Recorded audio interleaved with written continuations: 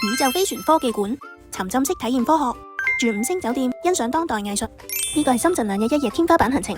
香港有直通巴士直達酒店，我哋就揀咗住光明美爵酒店。呢度嘅房間非常寬敞，仲配有兒童角落，浴室係超級大。最中意佢係乾濕分離設計，兒童用品都非常齊備。酒店 buffet 有得食潮汕牛肉火鍋，每人一種佛跳牆、北京填鴨、新鮮刺身同埋戚燒生蠔，仲有現煎牛扒，仲有個小朋友放電區。我哋梗係飲翻杯啦 ，cheers！ 跟住就要嚟呢個科技館啦，11個香港科學館咁大，入嚟就可以睇咗呢個瀕危動物保護展覽先，超過200件標本，以沉浸式了解珍稀物種，又有互動遊戲體驗，可以逛埋文創店，好多科學實驗同埋紀念品賣噶。睇埋球幕影院好似同遊太空，好震撼噶。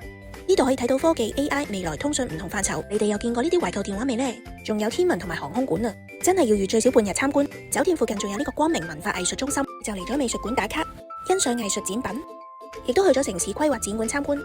酒店旁邊有2大巨型商場，親子飯店、餐飲購物一應俱全。光明區仲有其他隱藏玩法嘅，行程可以勁豐富。酒店有10幾款 package，留言加1俾個連結同埋行程嚟啊！